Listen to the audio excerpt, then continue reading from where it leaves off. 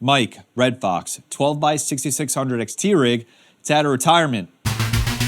This is up and running right now. I made sure all the GPUs are recognized. I got it cleaned up the best I could because I had an idea and I want to put it to work. And this is a spec mining play. I have no idea what's going to happen here, but it's fun. So we'll walk through that in this video. First thing we'll do is head over to Hive OS. And what I'm going to do is actually move over to mining a coin I've never mined before, which is going to be Neoxa. I don't know anything about it. It's something with gaming or whatever, and I'm sure it's fine. You can research the project on your own, or if you want to shill it down in the comments section, that's totally fine too. What I got curious on was the nodes. I'm a big fan of projects that use nodes because it allows me to take the crypto that I mine and then put it away in a node, and that node will generate additional income while my GPUs either continue to mine that coin or they go mine something else. And I've had a ton of luck and reward doing that with Flux amongst some other cryptocurrencies. So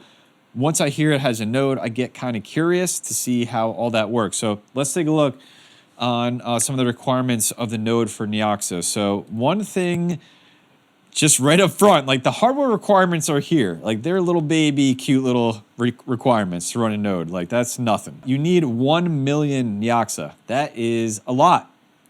So then I was just like, how much could I make with these graphics cards?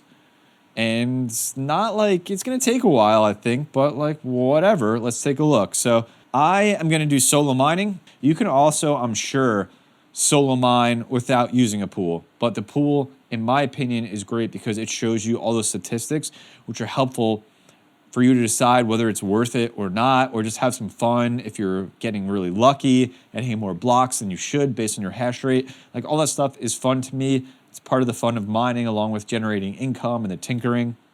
So I will be using a pool for this. I'm going to try hero miners to start, but you can set up likely your own node and do all of this on your own. At least that's how other projects have worked. I haven't researched this one pretty much at all, besides the fact that they have a node and decided I want to do this instantly and just figured I'd make a video out of it. Back in Hive OS. So I need to put in some overclocks for Kawpow, which if you're not familiar with Kawpow, it's based on the ProgPow pragmatic proof of work algorithm, which is a very intense algorithm for the GPU, which means that it gets a lot of heat generated because it's going to test both the compute and the memory parts of the graphics card, which I know as a home miner, that's a bummer because it means the GPU is going to run really hot and take a lot of power.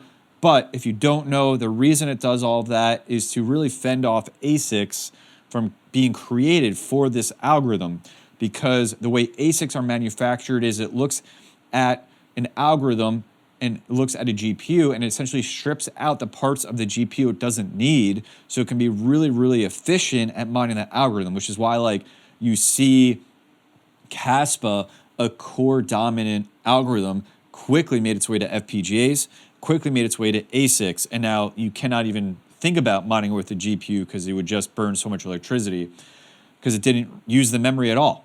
And so you see the same thing. I'll save that probably for another video. I could go into a deep dive and all that stuff. But for now, Kawpow is a great algorithm along with FearoPow and NexaPow, anything based on ProgPow, because it's fending off ASICs. You do not want ASICs to be incredibly more efficient on these algorithms, or else GPU mining would just die.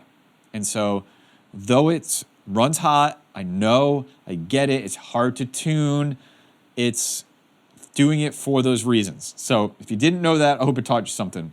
So I've actually been testing a 6600 XT, an individual one by itself, for quite a few weeks now on Kawpow, specifically using Team Red Miner. And I think I've dialed in some of the best overclocks, bringing down the power, giving me, I guess, like the best balance of efficiency and hash rate. And so I have it here and it's doing really well. I'm going to put in some conservative overclocks here because every card is going to be different. And then we'll use just like an average. But what I'm thinking, you can see the overclocks I have for this individual GPU. That's my range. That's where I'm going to start with, though I'm going to be conservative. And then over time, I'll start dialing that down because I don't want these GPUs to necessarily go offline on me. So let's do this. I'm going to do core clock. I'm also going to try to use one across every GPU. And in time, I will tune that if the GPUs crash. Core voltage, I'm going to start with 700. up from that 640. Memory controller voltage, I'm going to start with 740, up from that 710. Memory clock, I'm going to go 1150. I could probably go a little higher. And then memory voltage, I'm going to go 1350. I don't need to put in power limit, SoC frequency, and SoC VDD max.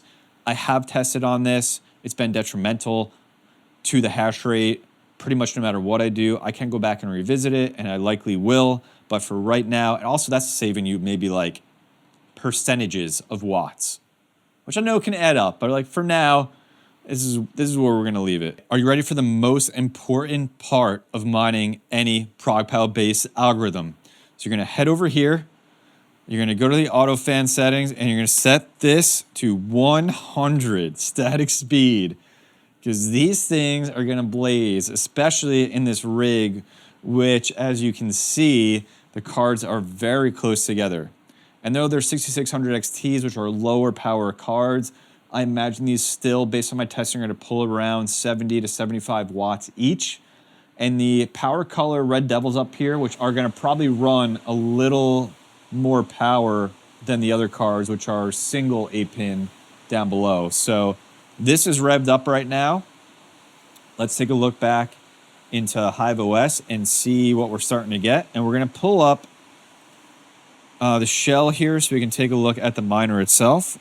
This is going to take a bit, so we'll let it refresh. You can see the hash rates I'm getting right now on all those cards with the quick overclocks I put in. The one GPU is giving me issues. I didn't realize a Micron GPU snuck in here. Micron RAM compared to all the others have Samsung, so it was crashing a lot. I thought it was the riser, changed that out. But then I realized it was Micron, so I dialed back the memory overclock a lot just to get this running, and I'll have to tinker with that to get it on par with the others. But you can see most, if not all, of the GPUs doing around 17.5 up, getting close to 18 mega hash. And the testing I've done on the 6600 XTs should be getting somewhere around 17.5, maybe a little bit more. That's conservative, mega hash per second, around 70 to 75 watts per GPU.